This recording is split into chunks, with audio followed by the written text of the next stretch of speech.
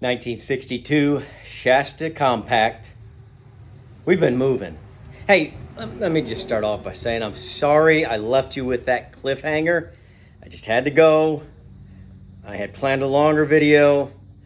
I'll explain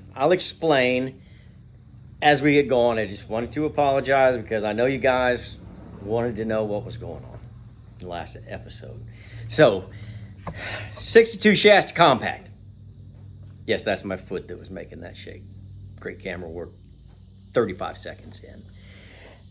And as you know, things have gone very, very smooth. I think we can see over here, that's the floor, and right behind it, if you look up there, you can see where the walls are. Walls are already made. Trailer frame and floor already made. Smooth, rolling.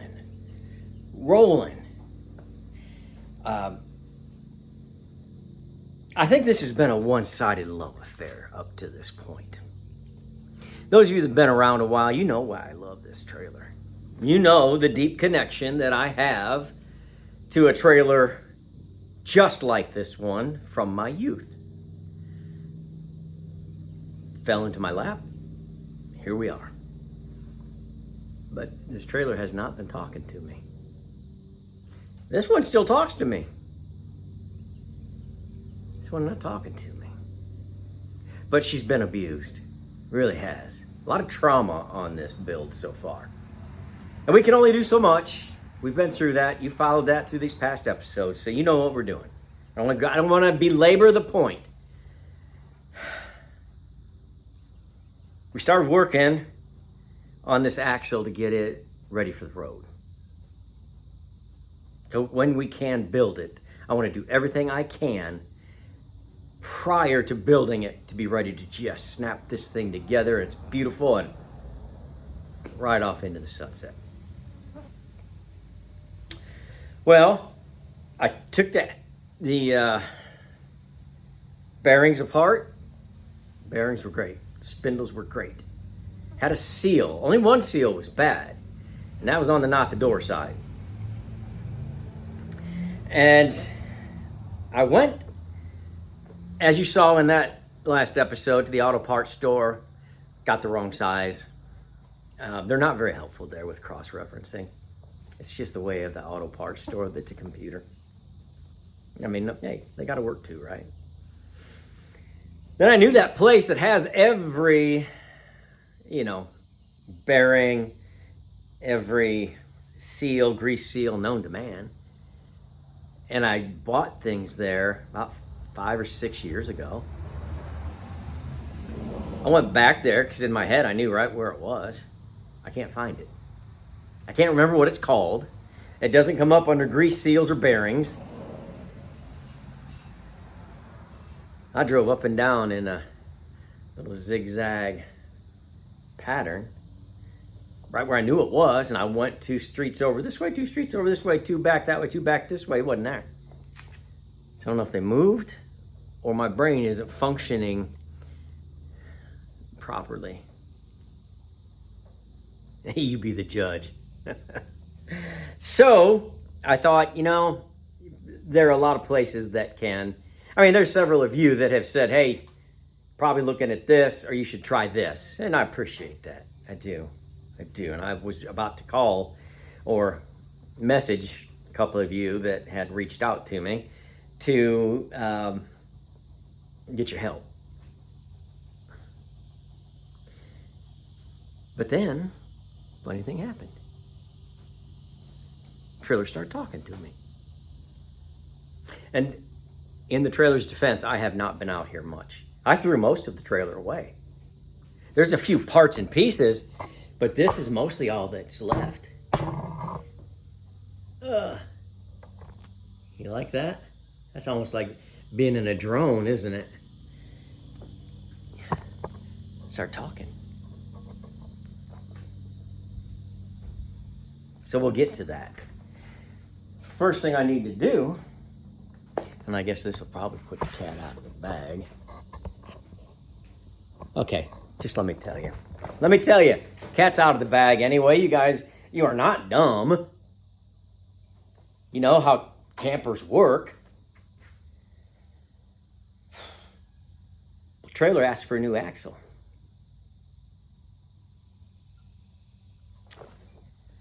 If you remember, this is a budget build. Not budget, but I'm on a budget. I only spend so much on my personal projects, just like you do. Now, when a customer comes in, the money is set aside. I build it. Money is not the issue at that point. But because I have to have a certain amount in reserve, because I know what it takes to build a camper, plus maybe 20% in case they say, we want an axle. I had no idea this camper was going to want a new axle. And I thought, I am spending a lot of time and trouble chasing down just a grease seal. And I thought, this is a 63-year-old trailer. Not that there's anything wrong with that. I said, but that's okay. Let me call.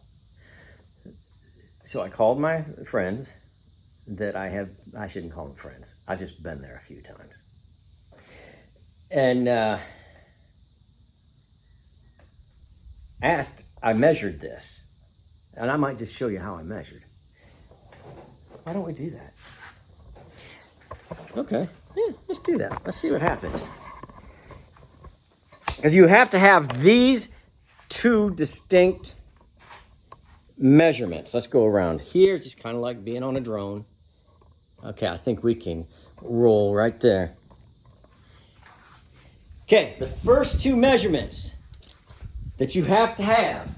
Now, this is going to be a 3,500 pound axle. That's the correct number for this size trailer. Now, I'm going to go right to the edge of that face, and I hope you can see it well. Right to the edge of it. I'm not taking the lug nuts into account. And also, remember, we didn't put this one 100% back together, so these are not your measurements. Measure your own. All right, we're sitting at 65 from the outside face to the outside face. 65 inches. They are absolutely going to ask you that measurement. Now, if you want brakes, it's still going to be that measurement, but the brakes have to be on there. The drums, right? It's just going to be a different deal. So now our next measurement, this is what's called an on center. So I go from the center of something to the center of something. Now, on our leaf springs on both sides, there's going to be a perch. And in that perch is let's just call it a rod that sticks up about a half an inch. Okay? Now, and that is built in to the leaf spring. Yeah. And there's a hole in the plate here where you see we have our U-bolts. So from this rod to that rod tells you right where the center measurement, well, not really the center's here, but how this should be centered. So I start right here on the center of this rod and I go to the center of this rod, and it is 46 5/8. 46 5/8. They absolutely want that number because they'll put those perches on for you and weld them on for you if you have the exact measurement. Now, I went ahead and measured my leaf springs at 1 3/4 because I'm going to tell them 1 3/4 because I don't want them to send me U-bolts for a 2-inch or a 2.5 inch. I want them to send me the U-bolts. No. Yeah. Plus, they're going to send them for this axle, but it's not this actual axle. They'll have how big around they are for the axle they send me. But for the spacing on the U-bolts, they're going to drill those holes for my U-bolts. And that's why they're going to want that 1 3/4. So that's the 3 measurements that we're going to be concerned about. Now, next thing we're going to be concerned about, as I would lower the drone. My drone makes weird noises, not like GI drone. Pop, pop. All right, next thing we want to do, now, the bolts on here, a lot of times I have just cut them. I'm not going to reuse them because those come with a kit, okay? So, but it might be just as easy to do this, but we got to see. So I'm looking at, what is this, 3/4 on this one. Let's see if we can get them loose.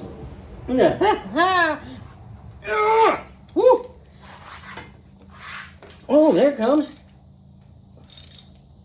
Okay. That's a lot of work. But here's something. If it is within that, I think I'm going to put the old WD on it. There we go. And I think if I let that sit a bit, it's hot again today. So I think I'm going to let that sit.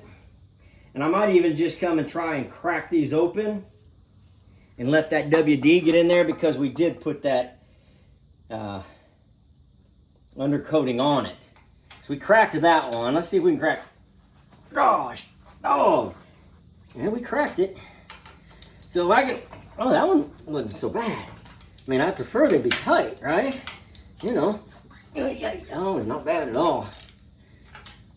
Now I think I'll just put that half a turn back on it so that that space that has been opened up isn't clogged with what I already did.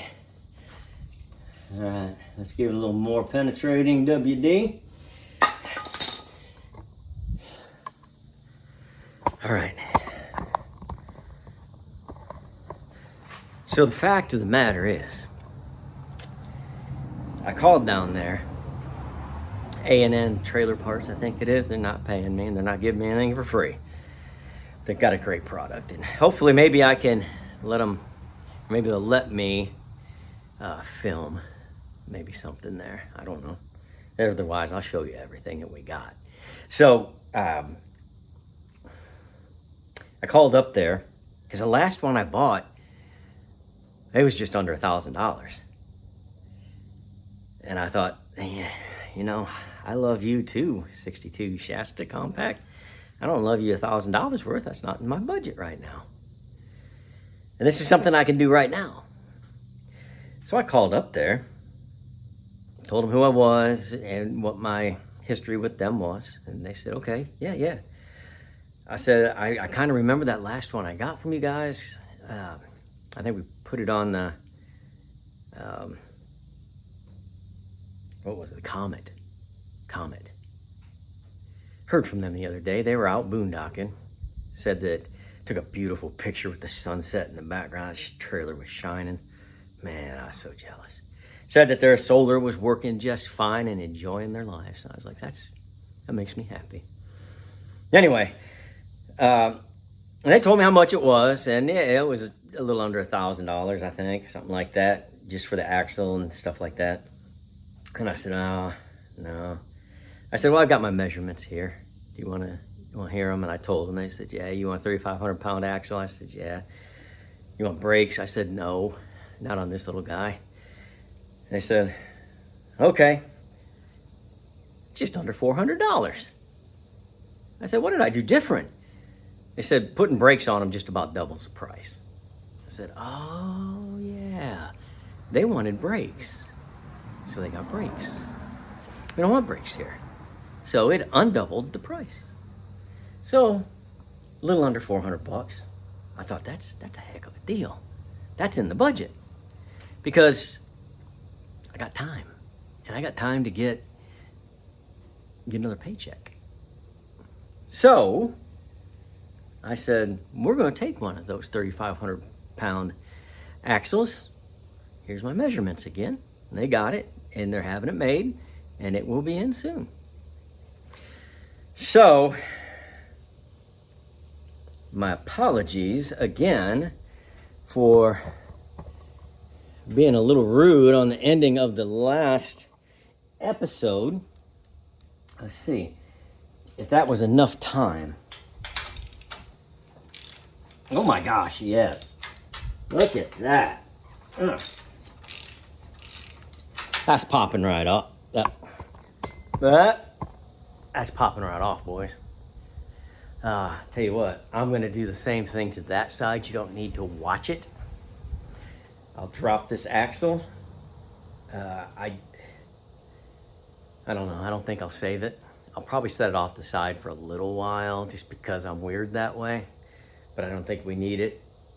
I mean, it would last probably another 50 years, but we're gonna travel. We won't be safe. It's not that safe too, but you know what I mean. So I'm gonna do that, and then I'll get back with you when I pick that axle up.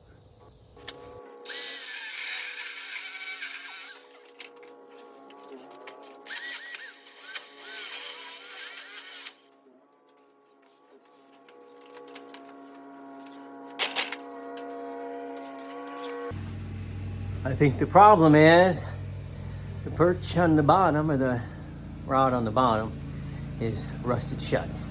So, because I'm wearing safety boots, I'm gonna shut this off for the next 5 or 10 seconds. So as I surmised, it was just rusted in. Let me show you. You could see there's a hole right there. You can even see where they drilled it out. And right here, I hope this is working, is that. That's that rod there. Now on top here, that's where it's screwed in. And that, of course, as we looked at that earlier, so we know that that holds that into there, and then on the underneath it holds it into there. That way we are completely stabilized, no back and forth movement. Okay, both sides just fine.